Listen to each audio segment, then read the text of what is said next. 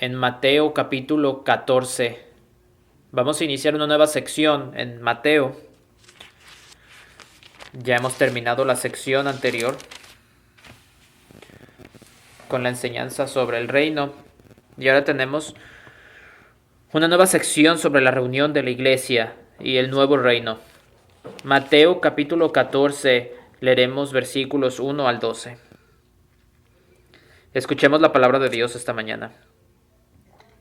En aquel tiempo, Herodes el tetrarca oyó la fama de Jesús y dijo a sus criados: Este es Juan el Bautista, ha resucitado de los muertos, y por eso actúan en él estos poderes. Porque Herodes había prendido a Juan y le había encadenado y metido en la cárcel por causa de Herodías, mujer de Felipe su hermano. Porque Juan le decía: No te es lícito tenerla. Y Herodes quería matarle, pero temía al pueblo porque tenían a Juan por profeta. Pero cuando se celebraba el cumpleaños de Herodes, la hija de Herodías danzó en medio y agradó a Herodes, por lo cual éste le prometió con juramento darle todo lo que pidiese.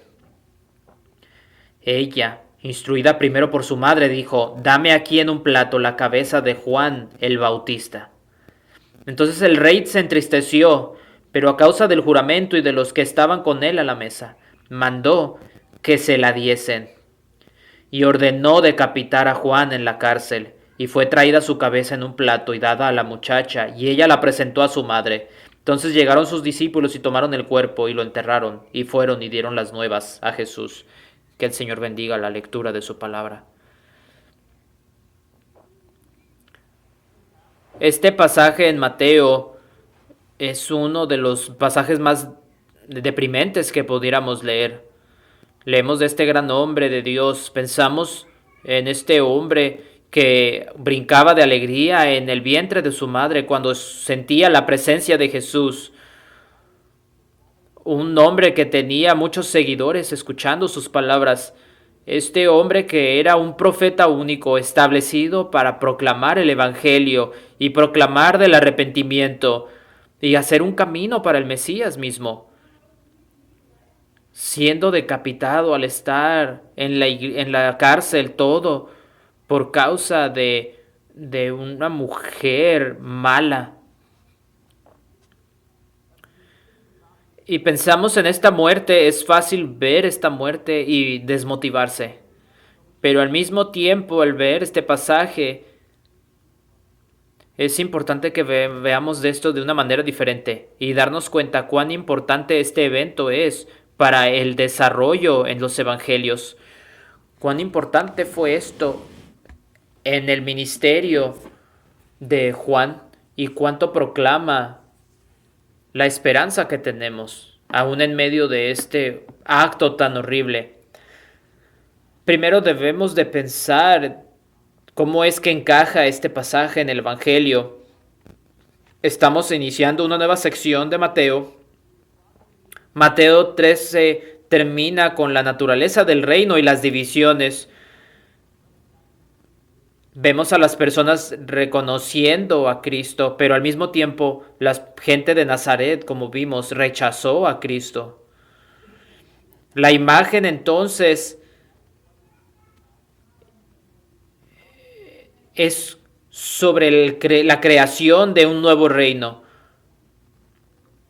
que van a ser del nuevo reino. Y la siguiente semana vamos a ver el milagro de la alimentación de los 5,000. Después vamos a ver, en el capítulo 15 vamos a ver la alimentación de los 4,000, que probablemente hayan sido en su mayoría gentiles. Entonces vemos cómo se expande el reino y cómo es que junta a las personas de diferentes culturas. Capítulo 16 es en el capítulo en el que Cristo pregunta: ¿quiénes dicen que soy yo? Y vemos la declaración de que este sería el fundamento de la iglesia, el nuevo reino predicado. Pero hay un pasaje antes de ver toda esta luz, y es este. Y creo que es muy importante históricamente, pero también en el sentido en que vemos esto, la transición en este periodo. Lo que vemos en este pasaje aquí es, es la culminación de lo viejo para la entrada de lo nuevo. Aquí, de manera figurativa, el viejo reino muere y el nuevo reino es establecido. La iniquidad de Israel ha llegado a su punto más alto.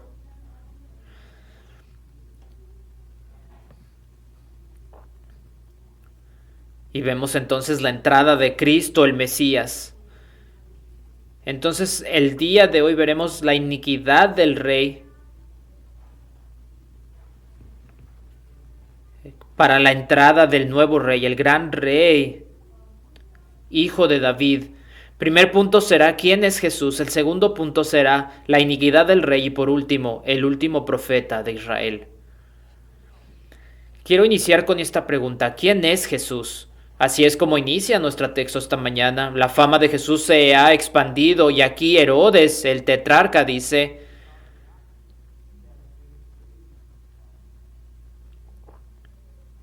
inicia con la declaración de Herodes, hablando de que dijo a sus criados: este es Juan el Bautista, ha resucitado de los muertos y por eso actúan en él estos poderes. Entonces este es Herodes Antipas, quien reina en esta región. Su reino, el reino de Herodes el Grande, se ha dividido entre sus hijos. Este Herodes de quien vemos aquí, no es en realidad un rey, sino es alguien que desea el reino. Él solo reina una pequeña sección de la tierra, y es exactamente la sección de tierra en donde Cristo tiene su ministerio. Y Cristo está haciendo milagros, enseñando.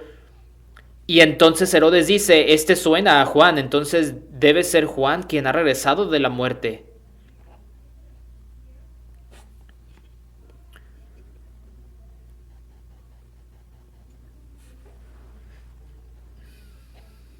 Y esto solo nos dice un poco de lo que vamos a ver más adelante. Vamos a ver que después Jesús le va a preguntar a sus discípulos: vosotros, ¿quién decís que soy yo? Y ellos van a declarar que tú eres el Hijo de Dios. Pero esta es la pregunta. Herodes se ha hecho esta pregunta, pero da la respuesta, la peor de las respuestas. Y pensemos en esta imagen de Herodes. A Herodes le cae bien, hasta cierto punto Juan no quiere matarlo. Ah, por una parte, Juan es la única persona que hablaba lo que en realidad pensaba. Y la mayoría de las personas con las que se rodeaba Herodes eran personas que solamente decían que sí a todo.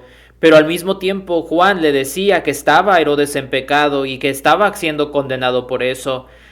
Y en su respuesta, si pensamos en lo que está diciendo aquí, hay un reconocimiento de que hay algo único y especial en Juan el Bautista. Hay un reconocimiento de que estos hombres vienen de Dios. Y pensemos en esto en el contexto. Recordemos que muchas de las batallas que hemos visto han sido entre Cristo y los fariseos. Y ellos dicen: Él no puede ser el Hijo de Dios. Él no puede venir de Dios. Él está echando fuera demonios por Belcebú. Y justo leímos eso. La sección de Nazaret: este no puede ser profeta. Nosotros conocemos a su papá, a su mamá, los conocemos a todos ellos. No puede ser entonces él profeta. Pero Herodes reconoce que estas personas, Juan y Jesús, son enviados de Dios. Pero al mismo tiempo lo mira y dice: pero no me importa, voy a matar a Juan y voy a continuar en mi pecado, porque eso es más importante para mí. Y pensemos en cuán horrible es esta respuesta. Ahora, aparte de esto, debemos pensar en el pecado que está cometiendo Herodes. Herodes ya estaba casado, sentado en el trono, y decidió un día que quería casarse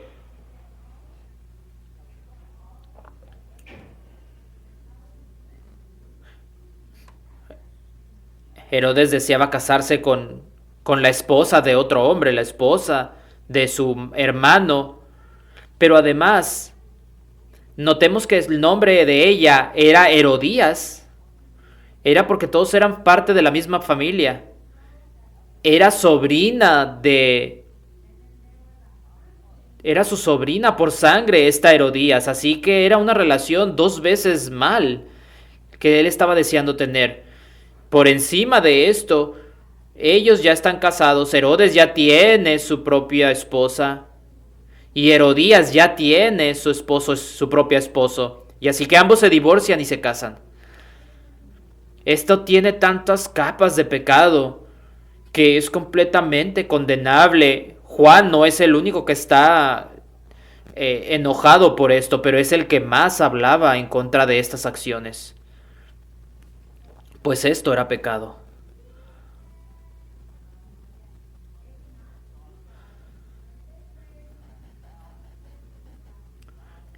Luego él hace un pacto con ella que culmina con la muerte de Juan. Entonces él dice, no me gustan que estos enviados de Dios me hablen así, pero en ningún punto vemos eh, ningún remordimiento de parte de Herodes. Nunca, en ningún momento Herodes dijo, no debí de haber hecho esto. Siempre fue, voy a hacer esto y ni modo si causa algún problema. Mi pecado es más importante. Estaba leyendo y estudiando este pasaje y me recordó la historia, una historia de Benjamin Franklin y George Whitefield. Algunos saben de esta historia, pero Franklin um, seguía a Whitefield a todas partes, tenía mucha estima por él, ayudó a sostener su ministerio, lo hospedó en ocasiones y lo escuchó predicar y una otra vez. Sin embargo, Benjamin Franklin nunca llegó a ser cristiano y persistió en pecados muy graves hasta el final de su vida. Y esto es impactante escuchar de todo esto, de la historia, de cómo es que puedes estar en esta persona, en esta situación de que te guste escuchar a una persona, hablar sobre Dios, pero aún así continuar en tu pecado.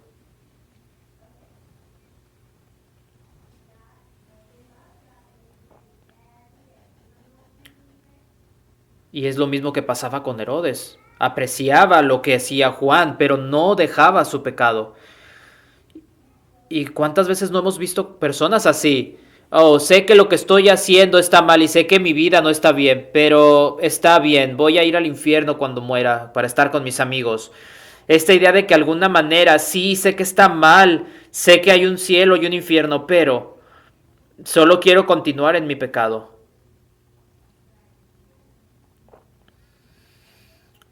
Por una parte, muestra que hay una realización de lo que viene, pero más aún reconoce la realidad de Dios, pero falla en ver con ojos espirituales quién es Dios verdaderamente. Pero también hay un desafío para nosotros aquí.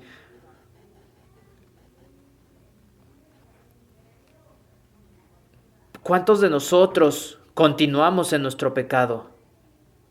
Sabemos que está pecado, que está mal, tenemos la ley de Dios, como lo dijo el hermano Samuel. La ley es buena porque nos dice sobre Dios. Pero ¿cuántas veces no hacemos las cosas que la ley condena?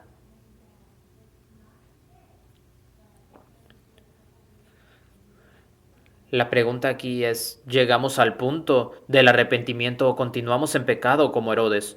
Primera de Juan 1.9 nos dice, si confesamos nuestros pecados, Él es fiel y justo para perdonar nuestros pecados. Y ese es el punto. El reto aquí es ver quién es Cristo. Él es el Salvador, el que había de venir para perdonar los pecados. Pero también es este llamado a humillarnos delante de Él y confesar nuestros pecados y arrepentirnos y seguirlo a Él. El punto principal de Mateo aquí, Herodes reconoce que Cristo es especial, pero no rechaza que Cristo sea el Salvador, pero más aún allá, continúa Él en su pecado. En los versículos 3 al 8 vemos una descripción más grande de los pecados en los que Herodes estaba involucrado. Porque Herodes había prendido a Juan y le había encadenado y metido en la cárcel por causa de Herodías, mujer de Felipe su hermano, porque Juan le decía: no te es lícito tenerla. Y Herodes quería matarle, pero temía al pueblo, porque tenían a Juan por profeta. Pero cuando se celebraba el cumpleaños de Herodes y la hija de Herodías danzó en medio y agradó a Herodes, por lo cual éste le prometió con juramento darle todo lo que pidiese. Ella, instruida primero por su madre, dijo: dame aquí en un plato la cabeza de Juan el Bautista.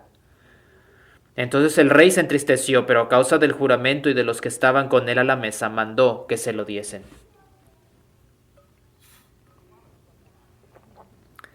Hay mucho subcontexto en este pasaje, importante en esta historia. Es que nos hace ver o recordar a dos parejas del Antiguo Testamento, las historias de Ahab y Jezabel.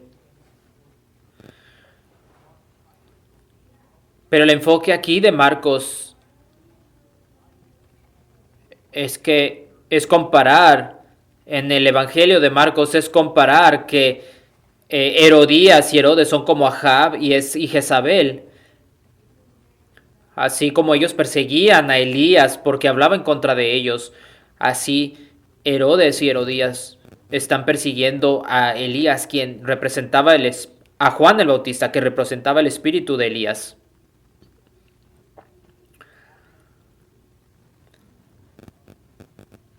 Y aquí el punto es ver la maldad similar a la historia de Ahab y Jezabel.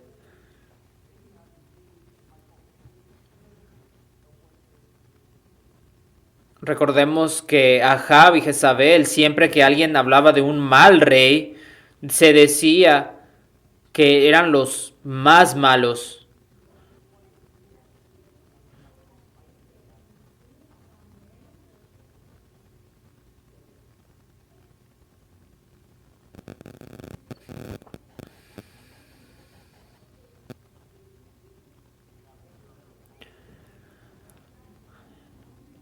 Ambos Acab y Herodes son reyes malvados, manipulados por sus esposas.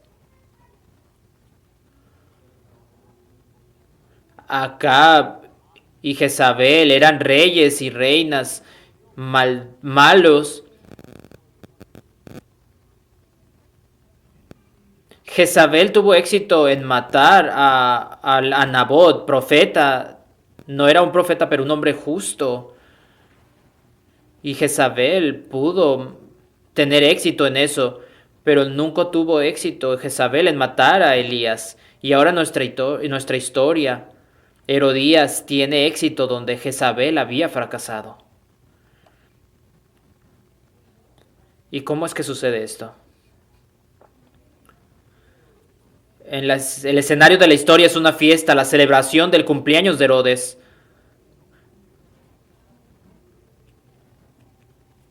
En esta fiesta normalmente no habrían participado mujeres, excepto por el tipo de situación que se describe. No era raro que en tales fiestas mujeres bailaran de manera o entretenieran de manera lujuriosa para los hombres. Y aquí es donde entra la historia de Asuero y Basti. Esto es exactamente lo que Asuero buscaba. Buscaba que su esposa viniera y desfilara frente a todos los hombres.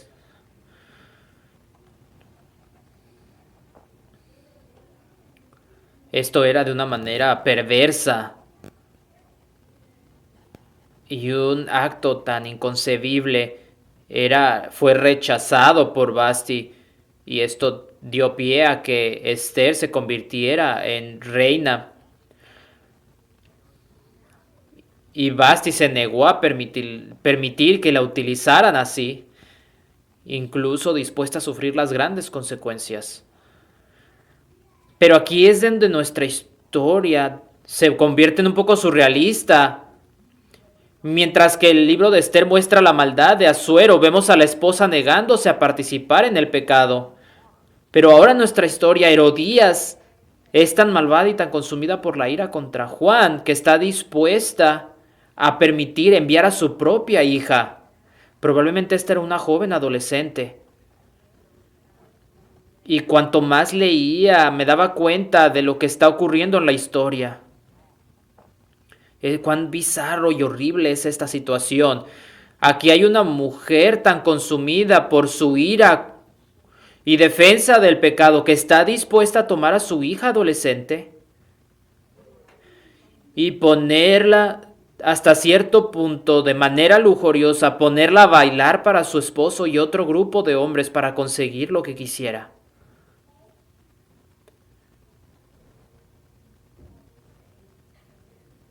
En Génesis capítulo 15 y versículo 16 vemos la promesa a Abraham de la tierra.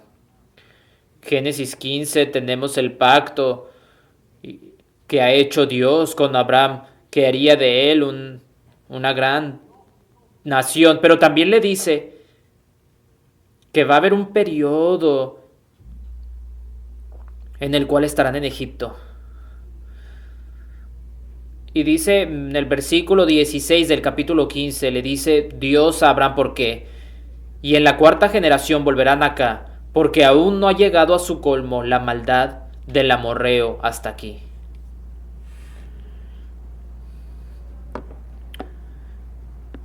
Y más adelante vemos el punto en el que Dios aclara que Dios iba a limpiar la tierra para que su pueblo viviera ahí. Pero aún no llegaba a ese punto, ese colmo de la maldad. Continuaban en su pecado. Ahora en Levítico vemos una imagen de lo que está sucediendo.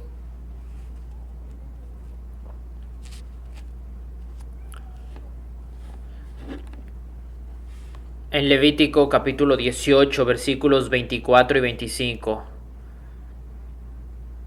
dice el pueblo de Israel, dice el Señor al pueblo de Israel, en ninguna de estas cosas os amancillaréis, pues en todas estas cosas se han corrompido las naciones que yo he hecho de delante de vosotros, y la tierra fue contaminada, y yo visité su maldad sobre ella, y la tierra vomitó sus moradores. El Señor dice, hay muchos pecados enumerados en esta sección de Levítico, hay una gran lista de pecados. El Señor dice, no hagas estas cosas, porque son estos pecados. Y es por eso que esta tierra los ha vomitado a estos pueblos, por eso es que han muerto, por eso es que su nación está llegando a su fin, por esta clase de pecados. ¿Cuáles son esos pecados? Si vemos en el versículo 1 de Levítico 18 y lees a través de él hasta el versículo 23, es todo perversión y lujuria sexual.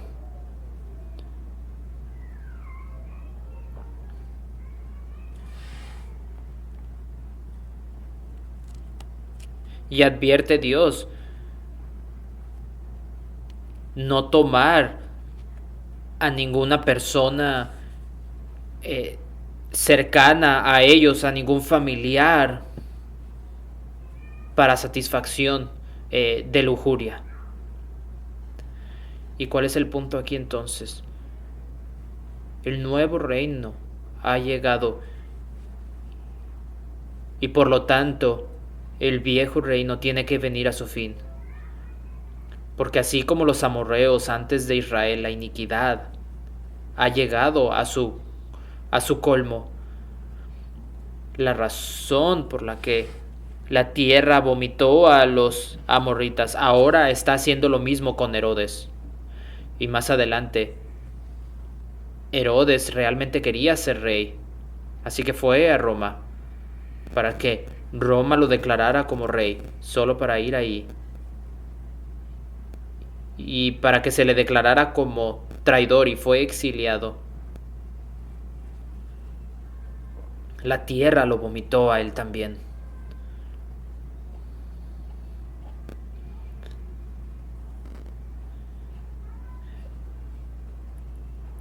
Vemos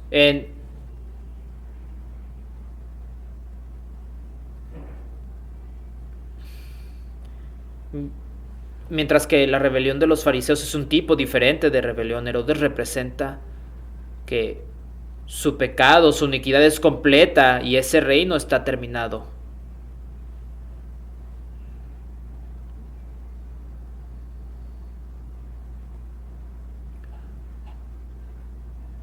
Este pasaje de aquí es para mostrarnos los fracasos de los reyes. La historia de Israel está plagada de fracasos de sus reyes, pero estaban ahí para enseñarnos cómo es que debería ser un verdadero rey, pero todos fallaron. A David se le dijo: tu hijo será quien estará en el trono por siempre, y aún así él fracasó.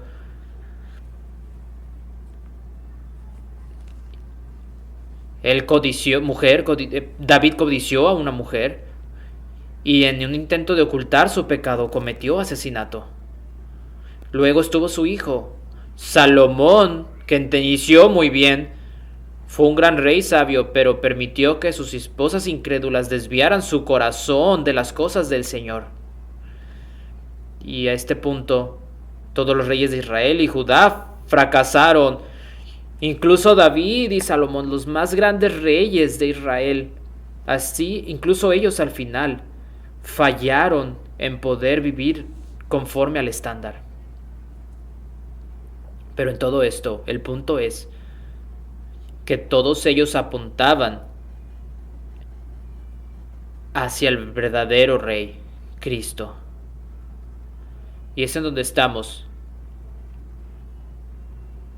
El Hijo de David está aquí, y las iniquidades de los reyes anteriores van a llegar a su fin. Así es como Herodes marca el fin del antiguo reino. Su reino ha llegado a su fin. Al mismo tiempo, nos lleva esto al último punto, como Juan el Bautista y su muerte marca el fin del antiguo reino, como el último de los profetas del Antiguo Testamento. El punto crítico de la historia para Herodes es cuando hace esa temeraria reverencia y ese voto. Esta mujer baila para él, lo seduce y se llena de lujuria, y entonces le promete él todo lo que ella quisiera.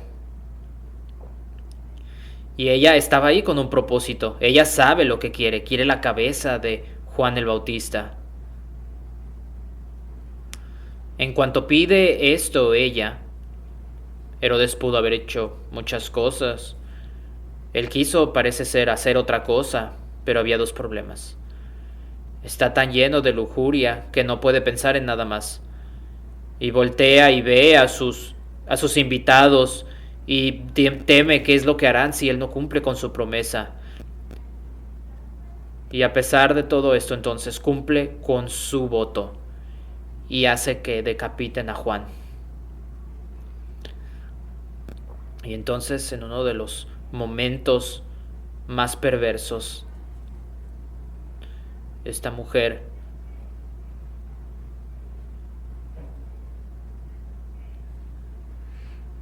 es recompensada, esta mujer, con una cabeza ensangrentada, la cabeza de un profeta de Dios.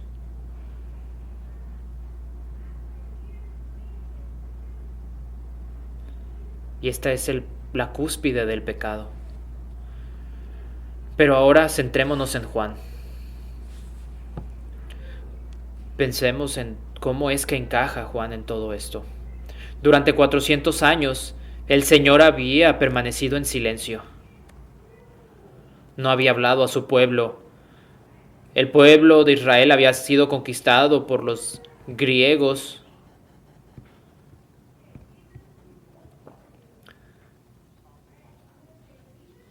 Sublevado bajo los macabeos.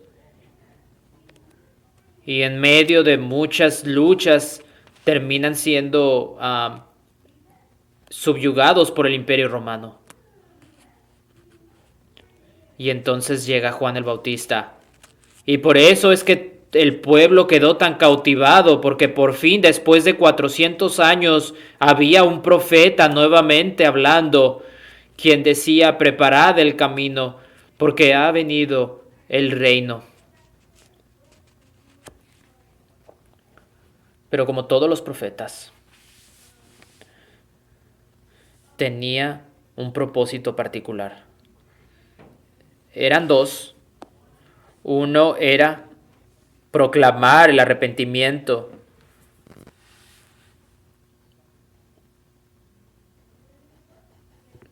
pero más importante aún, proclamar el Evangelio y el Salvador. Todo lo que hizo él era parte del antiguo pacto. Él era parte del Antiguo Testamento, el último de los profetas del Antiguo Testamento, y este es específicamente hecho por esta declaración hecha por Cristo en Mateo 11:11. De cierto os digo, entre los que nacen de mujer no se ha levantado otro mayor que Juan el Bautista, pero el más pequeño en el reino de los cielos mayor es que él.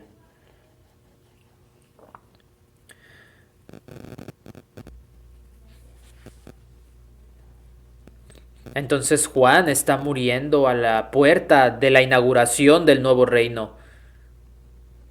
Él, él es la culminación de una era. Se denuncia de Herodes no es un acto general, formaba parte de su misión profética de acusación contra Israel. Y ese es el punto.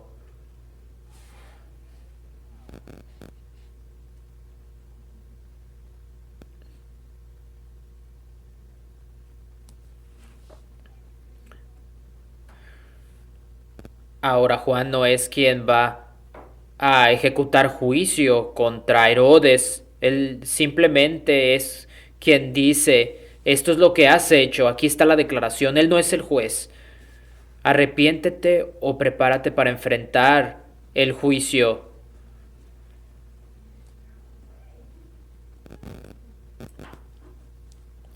Y vemos esto de cómo, por ejemplo, en el Antiguo Testamento, a Ahab, cómo prefieren pelear en vez del arrepentimiento.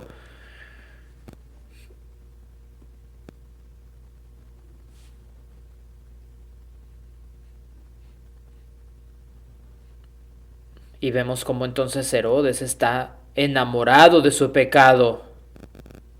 Y aún en esto vemos el anuncio de Cristo.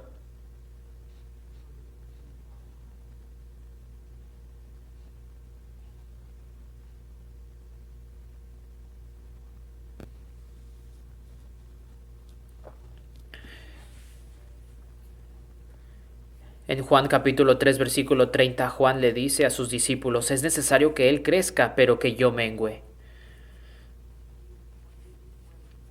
En otras palabras, Juan vino a preparar el camino, pero a medida que Cristo aumentaba en prominencia, Juan debía disminuir.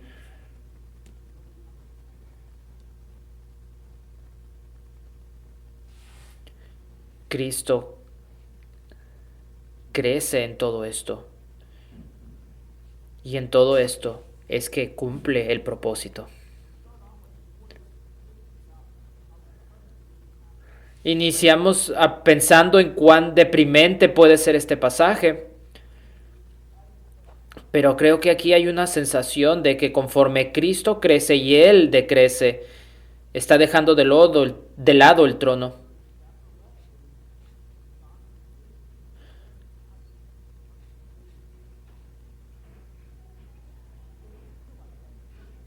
Y a veces pudiera pareciera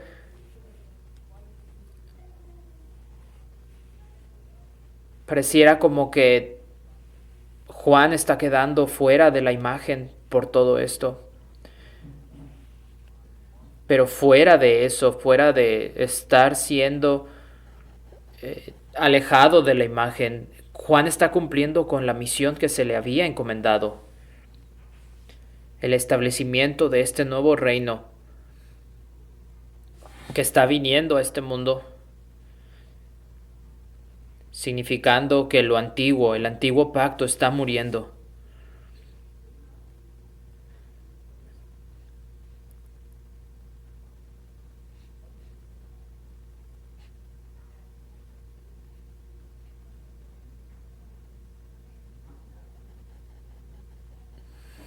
Y a través de Herodes vemos la situación política en la que estaba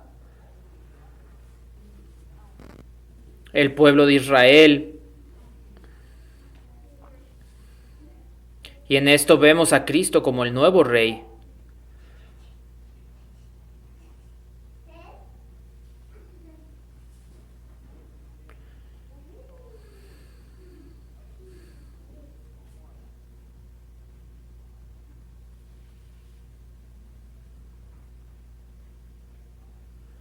Pero no se trata solo de una situación en la que su misión ha llegado a su fin y por lo tanto es desechado, sino que mucho más que su muerte marca la transición.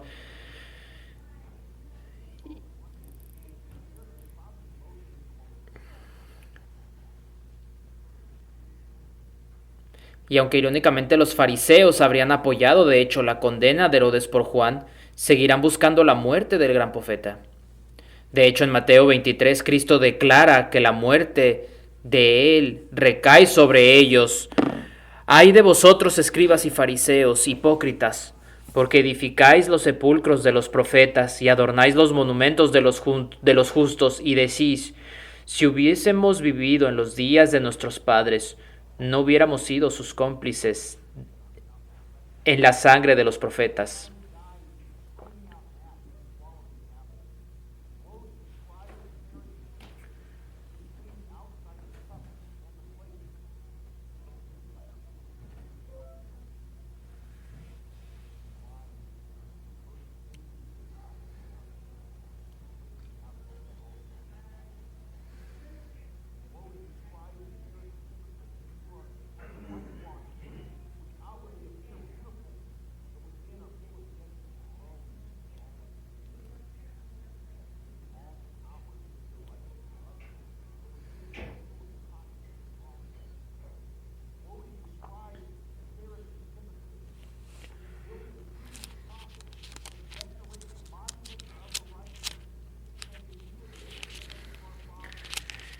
Y decís, si hubiésemos vivido en los días de nuestros padres, no hubiéramos sido sus cómplices en la sangre de los profetas. Así que dais testimonio contra vosotros mismos de que sois hijos de aquellos que mataron a los profetas. Vosotros también llenad la medida de vuestros padres, serpientes, generación de víboras. ¿Cómo escaparéis de la condenación del infierno?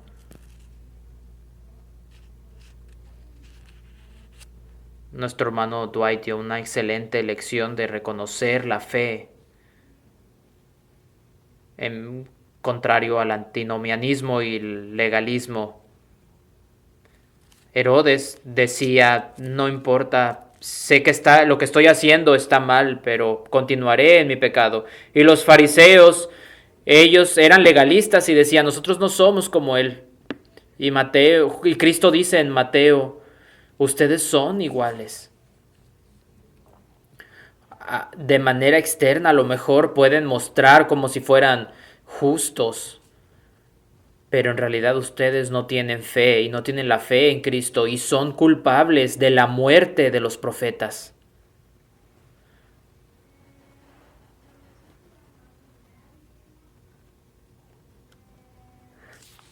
Todo esto nos trae al punto principal, contemplar que la muerte de Juan el Bautista era un punto principal y necesario en la historia.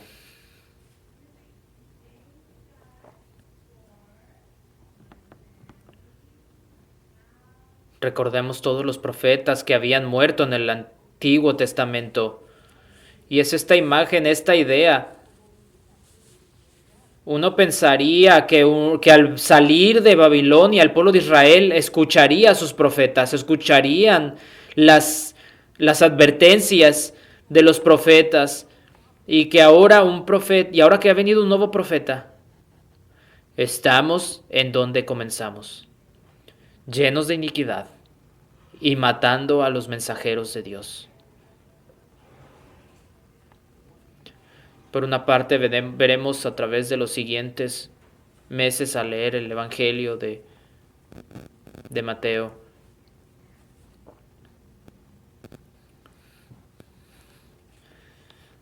Veremos más con respecto al nuevo reino.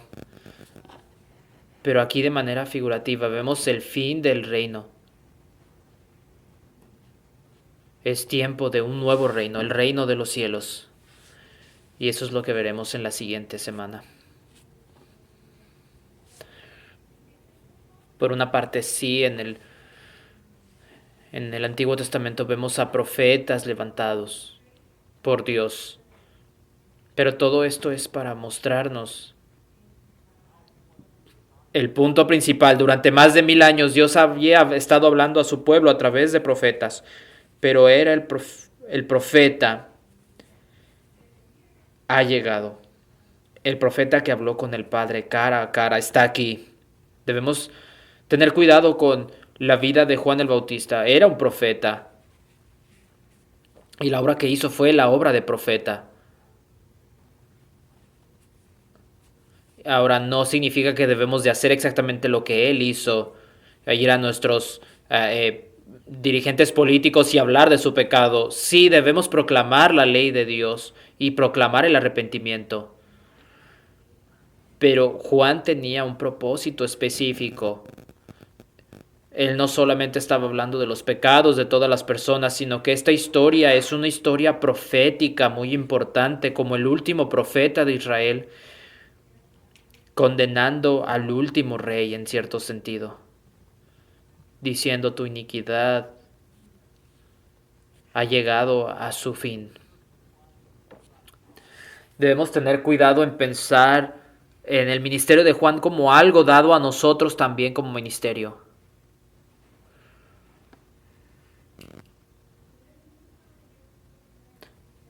Juan fue fiel aún hasta la muerte. Eso es lo que debemos recordar de su ministerio, esa fe y esa fidelidad hacia nuestro Salvador. Y el tema del pasaje es el sufrimiento, sin duda. Vemos aquí a un hombre justo de Dios sufriendo, conforme proclamaba la iniquidad de un rey.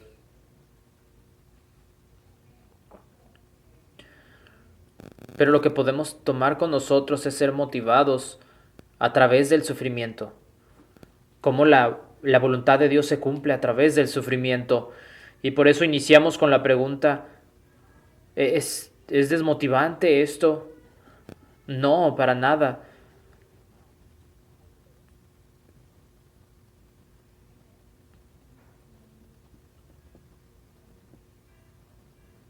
Sus discípulos que probablemente lo estaban sepultando, probablemente estaban llorando y estaban sufriendo por esto, pero al mismo tiempo hay una esperanza de que la obra de Dios se cumple aún en medio de nuestro sufrimiento. Incluso en el sufrimiento de Juan, la obra de Dios siguió adelante. De hecho, era algo necesario para la obra de Dios. Vamos ya en la última parte del libro de Job. ¿Y qué no es eso lo que Job nos enseña? Job en su vida nunca supo qué es lo que pasaba. Incluso cuando habla con Dios, al final, cuando habla con Job, Dios nunca le explica a Job, todo esto te pasó porque futuras generaciones van a saber que el sufrimiento no siempre sucede por algo malo que hayas hecho. Job nunca supo esto, pero aún así la obra soberana de Dios se cumplió en Job. Y lo mismo sucede en la vida de Juan. Y más adelante vamos a ver cómo es que en la muerte de Cristo también se cumple la voluntad de Dios. Y podemos tener confianza aún en medio del sufrimiento. Y quiero cerrar esta mañana con una de las palabras de mayor motivación para los hombres. La primer pregunta del catecismo del día 1 del Señor. ¿Cuál es tu único consuelo en la vida y en la muerte? Que yo en cuerpo y alma, tanto en la vida como en la muerte, no me pertenezco a mí mismo, sino a mi fiel Salvador Jesucristo, quien con su preciosa sangre ha hecho una satisfacción completa por todos mis pecados y me ha librado de todo el poder del diablo. Además, Él me preserva de tal forma que sin la voluntad de mi Padre Celestial no puede caer ni un cabello de mi cabeza, si todas las cosas deben servir para mi salvación. Por lo tanto, mediante su Espíritu Santo también me asegura que tengo vida eterna y me prepara y dispone de corazón para que viva para Él de aquí en adelante.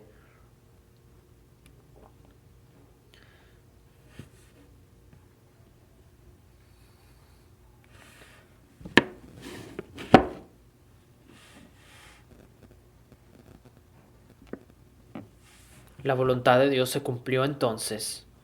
Nada podía pasarle a la vida de Juan hasta que Dios lo determinara. Y cuando sucedió, sucedió aún dentro de la voluntad de Dios. Y Juan ha estado con su Salvador por más de 2000 años, regocijándose de que se le dio el privilegio de proclamar.